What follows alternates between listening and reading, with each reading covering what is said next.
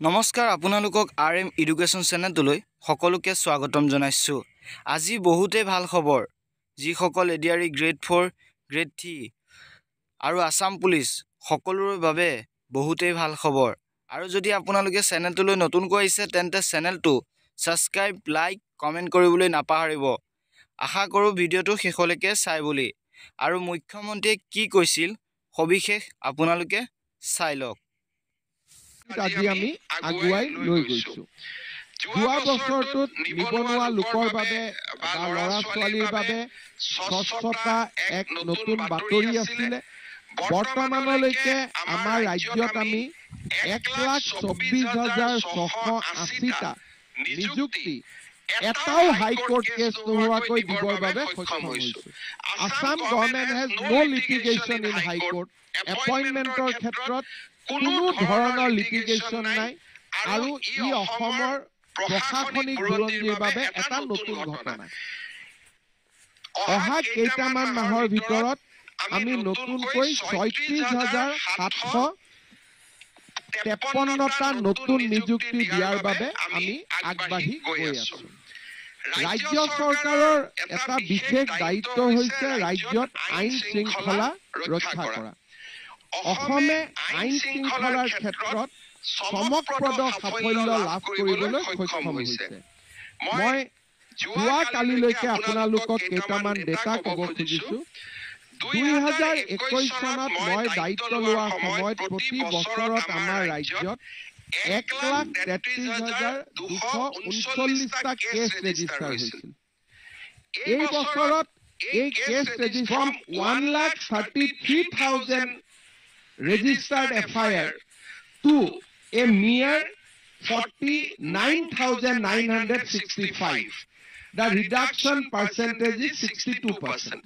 অসমত যদি আমি ক্রাইম রিডাকশন চাও আৰু যদি ক্ৰাইম ৰেট পাৰ লাখস পপুলেশন চাও 2021 it was 379.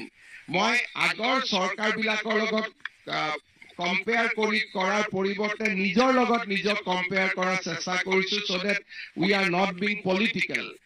মই দায়িত্ব লোৱাৰ সময়ত পাৰ লাখস ক্রাইম আছিল 379.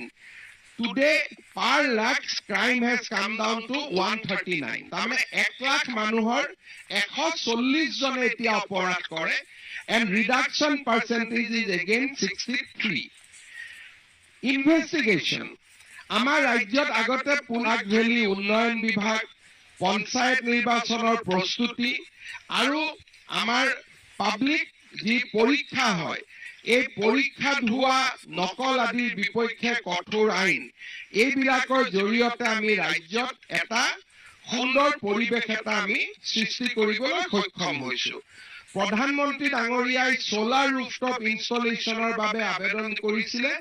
অসমত এই পৰ্যন্ত আমি 4,400টা সোলাৰ ৰুফটপ আমি লগাব পাৰিছো আৰু সকলোৰে ইলেক্ট্ৰিচিটি বিল এইকেইটা লগোৱাৰ পিছত অলমোষ্ট নীল আহিছে। আপোনালোকে পাই থাকিব সোশ্যাল মিডিয়াত এতিয়া সোলাৰ ৰুফটপ লগোৱাৰ পিছত নীল আৰু সোলাৰ ৰুফটপ লগোৱাটো ভাৰত চৰকাৰেও সাবসিডি অসম চৰকাৰেও সাবসিডি দিয়ে। নিজৰ পৰা 20-22 হাজাৰ টকা খৰচ কৰি বাকি 1.5 লাখ টকা ৰাজ্য চৰকাৰ আৰু কেন্দ্ৰীয় চৰকাৰে দিয়ে। অসমত 1.5 লাখ মানুহে সোলাৰ ৰুফটপৰ কাৰণে আবেদন কৰিছে। আমি 5,000 ইনষ্টল কৰিছো 4,400। অসমৰ ডেকা লৰাসকলক সোলাৰ ৰুফটপ লগোৱা কামত আগবাঢ়ি আহিবলৈ মই আহ্বান জনাইছো। It is a emerging sector. Solar rooftop লগোৱা আৰু তাক সাৰ্ভিসিং কৰা।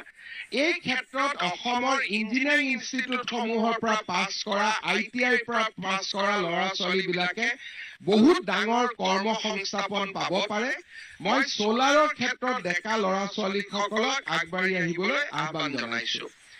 আপোনালোকে আনন্দিত হ'ব যে এই বছৰত অসম চৰকাৰৰ নিজা প্ৰচেষ্টাত আমি নিৰ্মাণ কৰা 120 মেগাৱাটৰ লোৱাৰ কপিলী হাইড্ৰ ইলেক্ট্ৰিকেল প্ৰজেক্টটো এই বছৰতে আমি শুভ উদ্বোধন কৰিম। এইটো নেপকো বা কাৰো নহয়, ইট ইজ এ পিওৰলি আমাৰ অসম ইলেক্ট্ৰিচিটি বোৰ্ডে নিৰ্মাণ কৰা এই প্ৰকল্পও আমি এই বছৰত আমি আগবঢ়াম। স্কিলিঙৰ কাৰণে আমি এই বছৰ 26খন MOU কৰিছো এই বছৰতে আমি বহুকেইটা গুৱাহাটীত পানী দিয়াৰ পৰা আৰম্ভ কৰি প্ৰধানমন্ত্ৰী আৱাস যোজনাত 19,49,000 ঘৰ নিৰ্মাণ কৰা আয়ুষ্মান ভাৰতৰে আমি প্ৰায় 12 লাখ পেচেণ্টক এতিয়ালৈকে আমি কেটাৰ কৰিব পাৰিছো আৰু কেন্সাৰ কেয়াৰ যি আমাৰ টাটাৰ লগত আমাৰ যৌথ প্ৰচেষ্টা তাত আমি এতিয়ালৈকে 17খন কেন্সাৰ হস্পিটাল নিৰ্মাণৰ দিশত আমি দ্ৰুত গতিত আগবাঢ়িব পাৰিছো এই বছৰত আমি শহীদ কনকলতা বিশ্ববিদ্যালয়ৰ কাম আমি আৰম্ভ কৰিম This university normal university নহব ইয়াত AI robotics 3D AR VR যি নতুন সাবজেক্টস আছে এই সাবজেক্টৰ ওপৰত কনসেন্ট্ৰেট কৰি গহপুৰত কনকলতা বিশ্ববিদ্যালয় স্থাপনৰ কাম আমি এই বছৰত আৰম্ভ কৰিম with an investment of 400 crores and this will be a new technology university for state of Assam humanities subject থাকিব physics chemistry থাকিব but it is being modeled as industry 4.0 enabled university যত নেকি robotics technology augmented reality গোটেই নতুন subject বিলাকৰ ওপৰত এই বিশ্ববিদ্যালয়খনে ফোকাস কৰিব প্ৰধানমন্ত্ৰীৰ কিষাণ সন্মান যোজনা সৰিয়হ ক্ৰয় ধান ক্ৰয় ফসল বীমা আমি কৃষকসকলকো বহুখিনি সহায় কৰিব পাৰিছো এই বছৰটোত আৰু এই বছৰ মোষ্ট প্ৰগ্ৰেছিভ ষ্টেট বুলি আমি যাক কওঁ কৰ্ণাটক আৰু মহাৰাষ্ট্ৰই এই মডেলটোক আজি অসমৰ পৰা গৈ পেলাই ৰূপান্তৰ কৰিছে অসমলৈকে সঘনাই ভাৰতৰ আন ৰাজ্যৰ বিষয়াসকল আহিছে অৰুণোদয় আঁচনিৰ বিষয়ে শিকিছে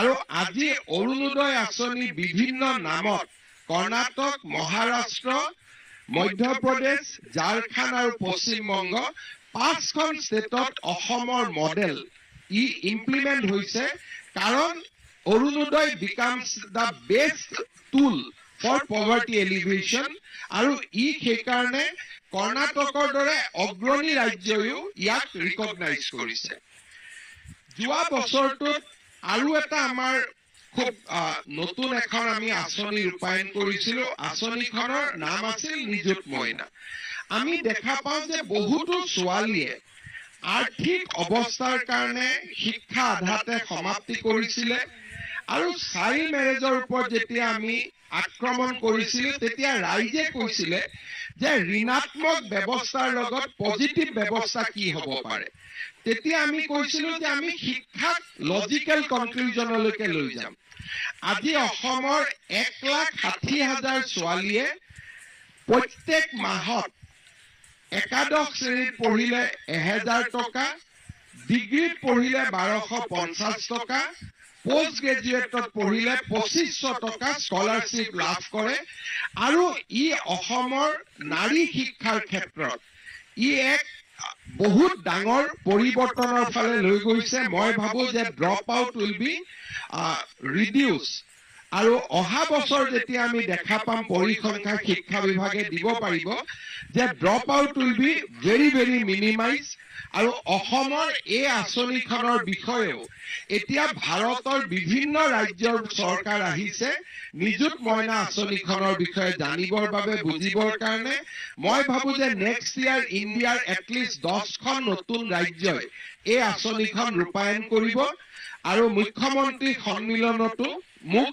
এই আঁচনিখনৰ বিষয়ে প্ৰেজেন্টেশন দিবৰ বাবে কোৱা হৈছিল আৰু তাৰ পিছত অসমলৈ বহু কেইখন ৰাজ্য চৰকাৰৰ প্ৰতিনিধি আহিছে এই আঁচনিখনৰ বিষয়ে জানিবলৈ চৰকাৰী চাকৰিৰ লগতে মুখ্যমন্ত্ৰীৰ আত্মনিৰ্ভৰ অসম অভিযান 2 লাখ টকা আৰু 5 লাখ টকা যদি MBBS ইঞ্জিনিয়াৰিং পাছ কৰে 5 লাখ টকা আন ল'ৰা ছোৱালীক 2 লাখ টকা আমি 25,000 ল'ৰা ছোৱালীক 2 লাখ টকাকৈ দিছিলো তেওঁলোকৰ পইচা যাতে কোনো বেয়া কামত ব্যৱহাৰ নকৰে তেওঁলোকৰ লগত একোজন CM ফেলো আমি দিছিলো অৰ্থাৎ তেওঁলোকক যাতে নিৰন্তৰ পৰ্যবেক্ষণ কৰে এতিয়া লাহে লাহে এই টকাৰে কেনেকৈ বহু কেইজন লোক আত্মনিৰ্ভৰশীল হ'ল তাৰ বাতৰি লাহে লাহে আহিবলৈ আৰম্ভ কৰিছে।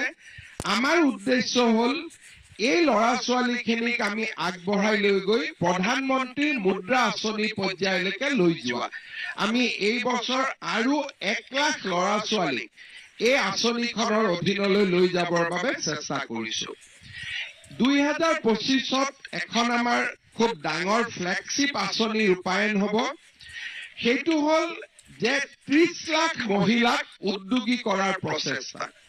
প্ৰথম এই 30 লাখ মহিলাই চৰকাৰৰ পৰা 10,000 টকাৰ চিট কেপিটেল পাব। ঘৰত তেওঁলোকে কাম আৰম্ভ কৰাৰ লগে লগে দ্বিতীয় বছৰ তেওঁলোকে বেংকৰ পৰা 25,000 টকা পাব, য'ত 12,500 চৰকাৰে দিব, 12,500 বেংকে দিব। থাৰ্ড ইয়াৰ আমি তেওঁলোকক 50,000 টকা দিম, যাৰ 25,000 ৰাজ্য চৰকাৰে দিব, 25,000 বেংকে দিব। বেনিফিচিয়াৰী 10,000ত যদিও 30 লাখ, 25 আৰু 50লৈকে যাওঁতে কমি কমি গৈ থাকিব।